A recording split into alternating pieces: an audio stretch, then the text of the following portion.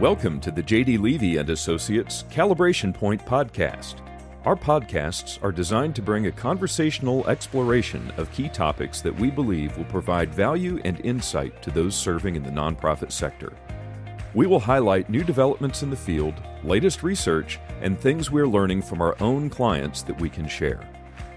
If there are topics that you would like to see explored, please send them to us through our website at jdlevyassociates.com. Welcome, everybody, to this edition of the Calibration Point podcast, and super excited to have Phil Powell, Associate Dean of the IU Kelley School of Business, back with us. Many of you, I've hyped this up that we were going to have him come back on this fall and talk about the economic outlook for 2023 based on what his research and trends and just helping us to make sense of what he's seeing, what they're seeing as we go into 2023. So Phil, one, super thank you for being here. It is a great blessing that you take the time to do this. I'm just going to let you just take off, Phil. Share with us, kind of what you are seeing, what we need to understand, and we'll just go from there. Thanks, Jamie. It's great to be back. And I know this is a time of year when folks hear economic forecasts, and typically when there's excitement to hear an economist, it's typically not the best news for the economy. That's funny. And I wear a hat as Associate Dean of Academic Programs, but I'm also Academic Director of the Indiana Business Research Center. And we, in October, we've got a big secret black box down in the basement of the Kelley School of Business, so we crank our forecasts for 2023. So I'm going to share that with you. And it's as we go into 2023, it's going to be a slow year. And there's a soft landing scenario and a hard landing scenario. Okay. So our soft landing scenario, sort of our optimistic scenario, is one of slow growth. So the best we can do next year is going to be slow growth. The economy typically grows about 2 or 3% a year in a well-behaved year. At best, we're only going to grow 1 to 1.5% next year. And in that scenario, unemployment goes up about a point. So, the country's sitting at about 4%. Here in Indiana, we're about 3%. So we expect that in the soft landing scenario to kind of go up by a point. Okay. Now, of course, what's driving the economic retrenchment? It's obviously the higher interest rates. And this goes back to our last episode where, how do we attack inflation? And we have to get inflation under control, period. Right. There's no choice. And so I think in that episode, we talked about how the Federal Reserve has to raise interest rates. Raise rates. So we're taping this on November 30th. So we expect that as we go into the next year, from this point on, basically December into next year, from where rates are now, rates are going to go up about another 75 to 125 basis points. So the Federal Reserve is not done attacking inflation. Okay. But we do think that the battle will sort of wane in February.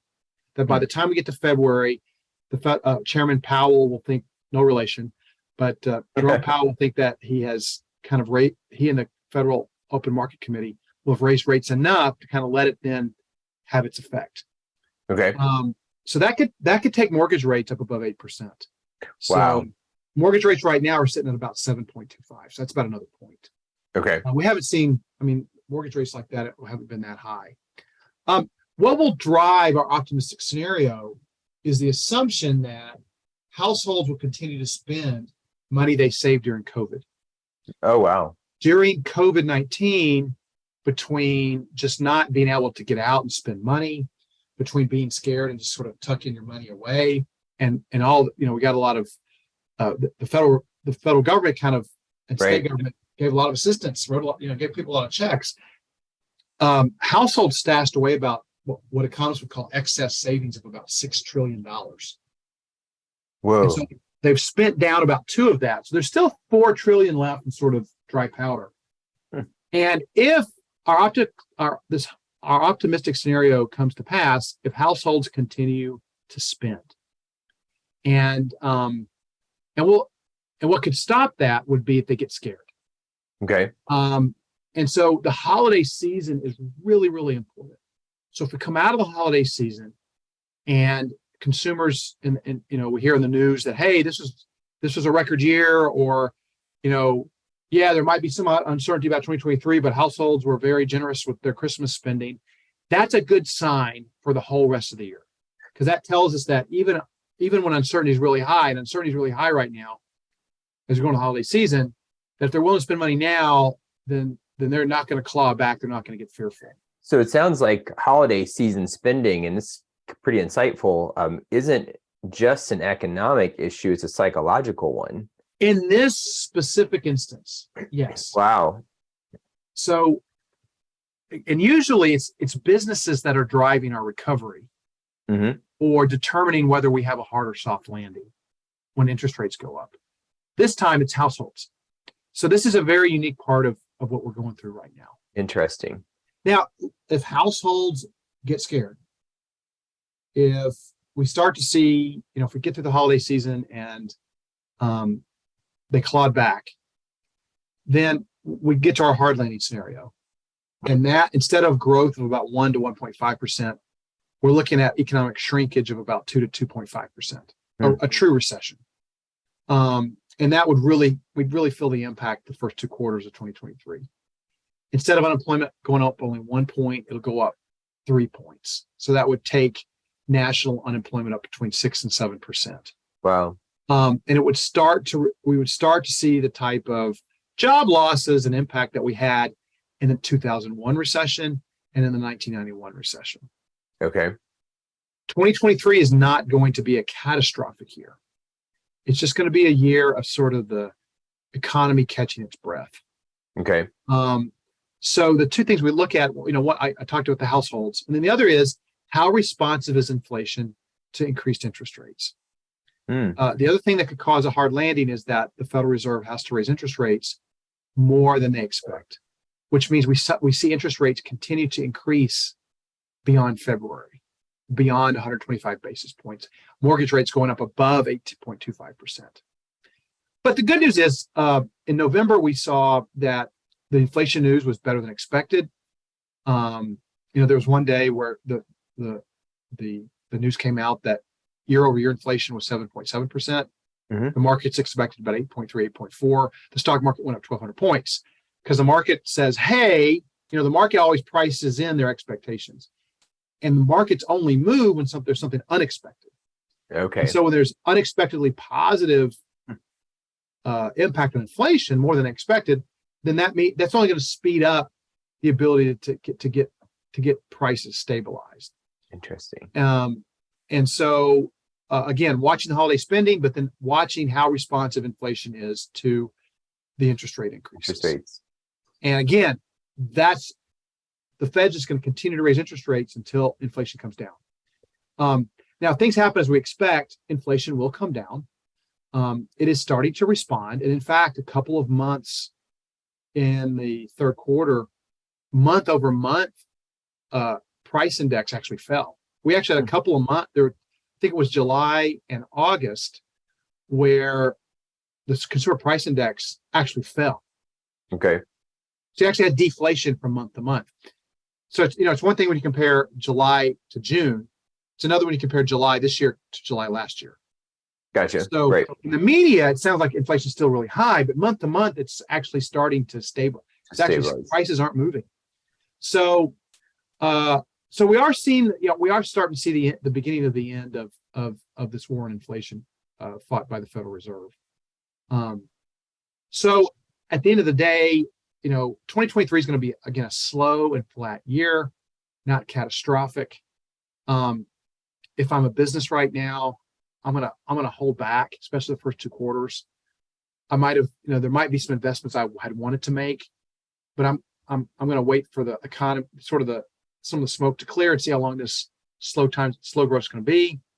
And I ultimately want interest rates to come down, right? Right. If I want to finance something, that's also true for also households when it comes to real estate and purchasing cars.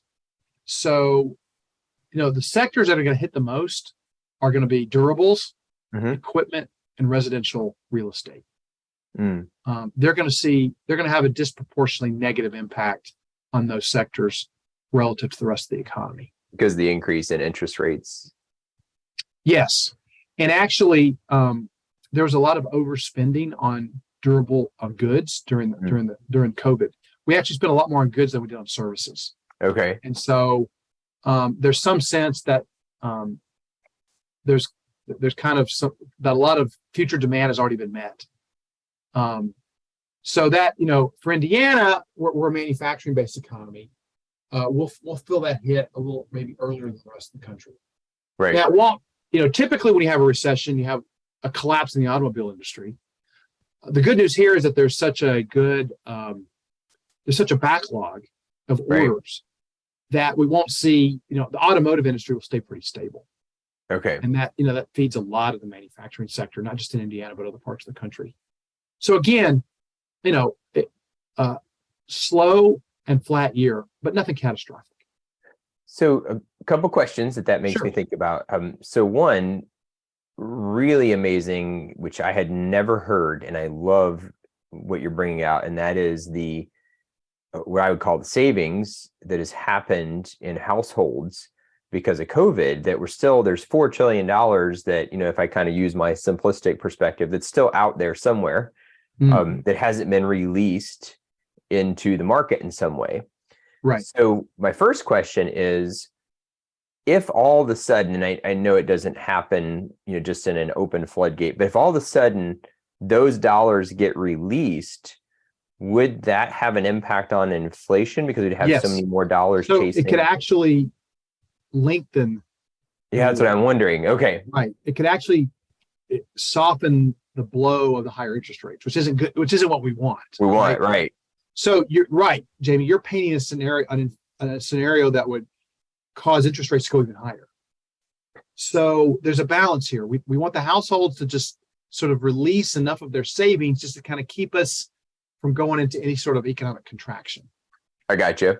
But if they suddenly went out and had a huge party, now the economy might grow at normal rate for a couple of quarters, but inflation would remain stubbornly high. And I think the long-term impact of inflation remaining high would be, the social cost of that would be much higher than any delay of a slowdown.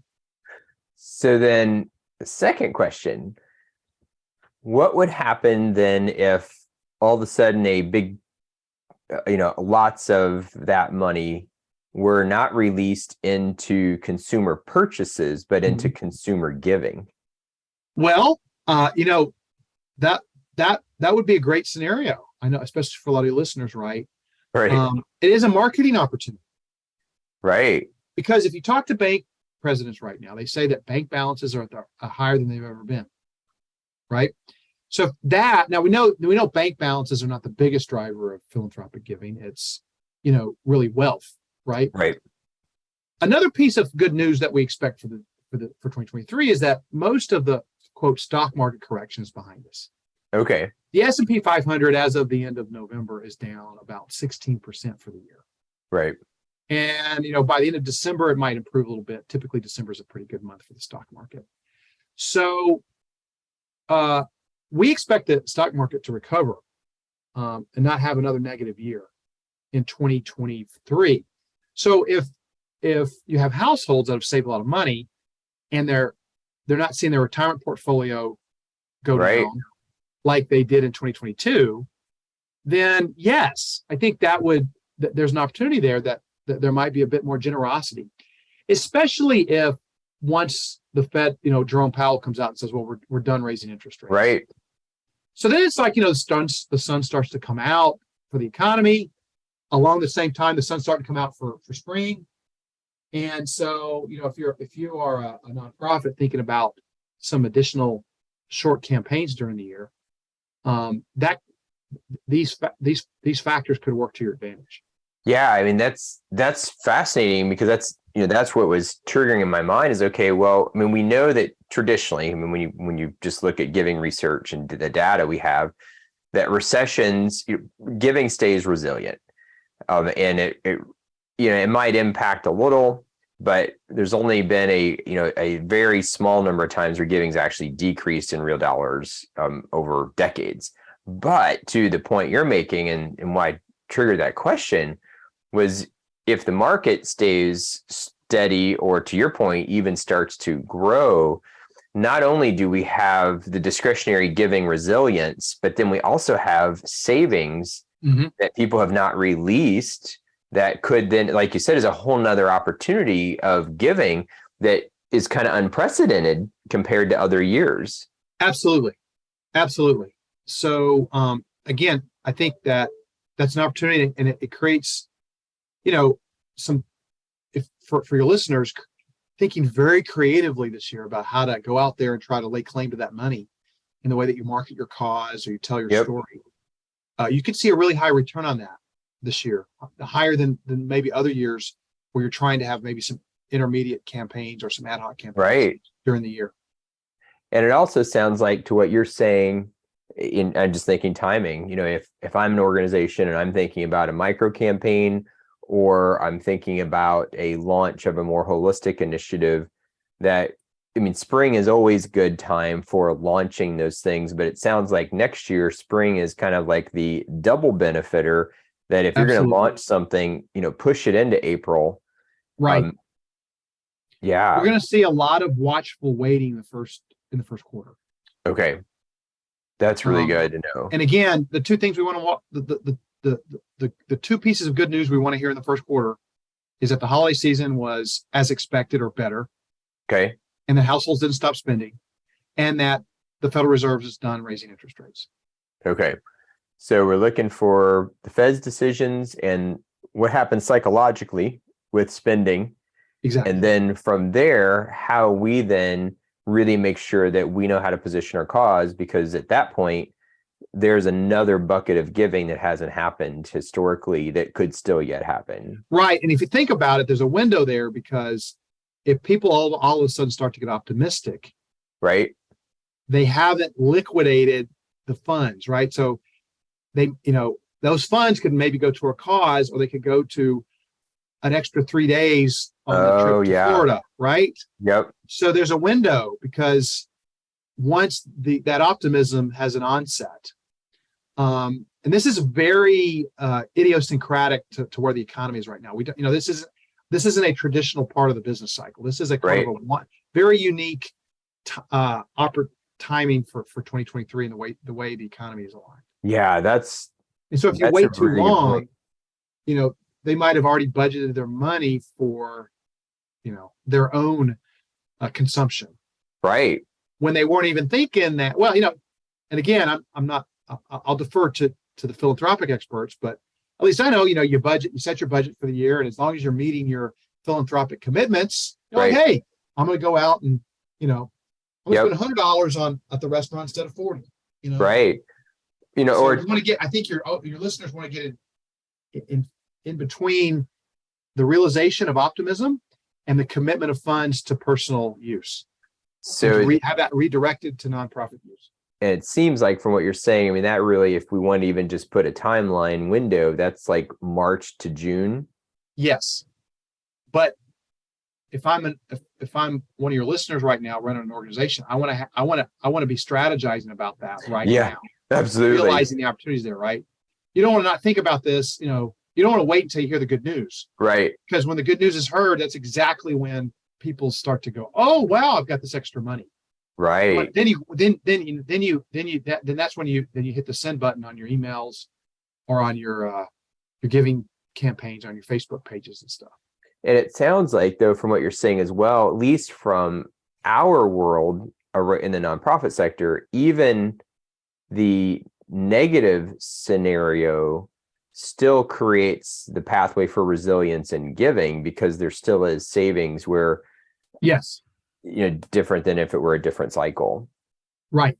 So there's households have more reserves to fall back upon. Right. And making sure they do that, and that's a different type of messaging, right? To make sure people keep their commitments instead of increasing them. But yes, the good news is that households are well capitalized. And we talk about businesses being well capitalized. Well, historically speaking, relative to trends, households are well capitalized. Now, that doesn't minimize the fact that if you're at the lower income categories, you don't have that savings. Right, Because absolutely. you've been disproportionately impacted by inflation. Yep. And so what we will see, one thing we might see is this dualistic message in the news, in that consumer debt's going way up, but then there's this high savings, and that's going to be the inequality that we see in the economy. Okay, I gotcha. So if you hear those two messages, those can actually be complementary. They're sadly complementary in an economy that is as unequal as ours is right now. Okay. And then how do you see the labor market playing into this? I mean, we, as you know, from our last time, and you covered this really well, the labor shortages and what we see. And, we did a couple of assessments on nonprofit organizations, and I don't have the exacts, but I think it was something like 48% of the executive directors that completed it said that they were under capacity and that staffing is their number one challenge for next year.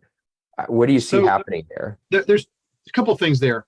First, if on the hiring side, when unemployment goes up, the leverage shifts to the employer. True. So this is a perfect opportunity to put in place whatever work at home policy that you want. Yep. Right. I know some employers, profit or nonprofit, have been scared to sort of insist that somebody come in a couple of days a week because they don't want to be non-competitive. But this is going to be an opportunity you're going to have a little bit more leverage to keep people, because there's going to be more people are going to incrementally increase the fear that they'll lose their job. Right. Now, the reality is that the shortage of skilled labor fundamentally will not change much. Okay. The labor force participation rate is still going to remain a point below where it was in 2019. Okay. They're not coming. While 2023 may give employers a little bit more leverage, it's going to be temporary. Employers need to think the long term in terms of their, the culture that they build, the compensation policy. You want to play for the long run. So I have a little bit of news on the negotiating front that you can use to your advantage, but which gives you an opportunity to put in place with less fear the kind of sustainable HR policy and talent that you want. That you're going to need. But, and as we may have talked about in the last podcast, the cheapest way to protect yourself and attract talent is just to make your place a great place to work. Right. And to be a great boss. Yeah. People Build need to the know right culture. What they need to do, how they're going to be measured, and they want to get recognition and praise for what they're doing, and they want to know how they fit into the larger story of the organization and the mission of especially the nonprofit. The social impact you're having. They feel isolated from that. They don't feel like you're a good boss, either because you're ignoring them, or being really, unnecessarily tough, right, or grumpy. They're gone.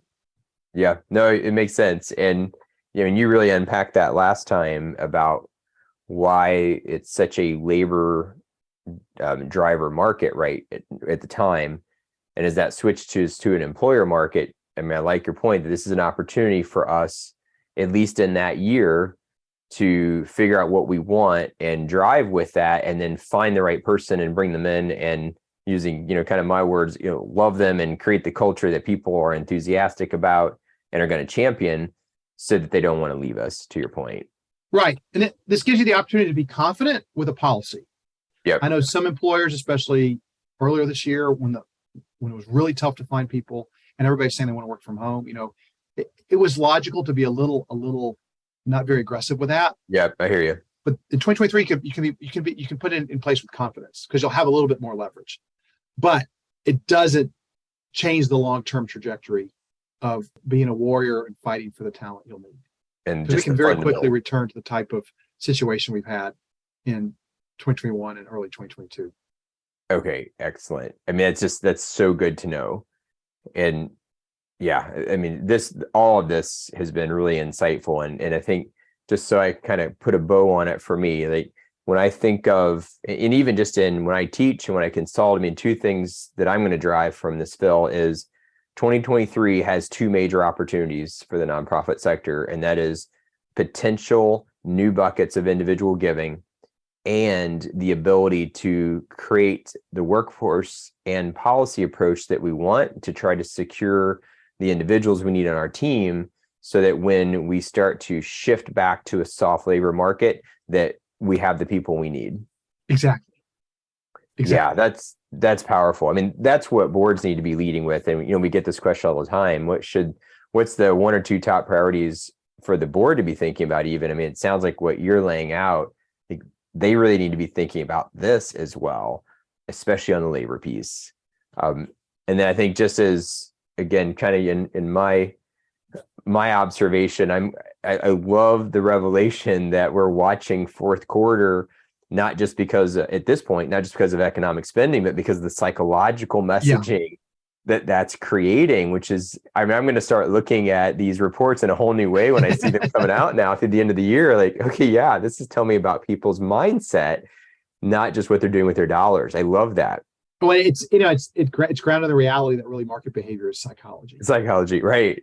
Absolutely. So, even though we assume rational expectations in the economic models we teach at the university. Yep. So, no, well, I'm glad this is. I would agree with you. And again, from an organizational perspective, you just want to kind of sit on things in quarter one and see what happens. Okay, awesome. Don't do anything rash in quarter one, and just kind of work on planning and contingencies for when you see other things happening during the year. Awesome. Yeah, this has been great. I so appreciate your time.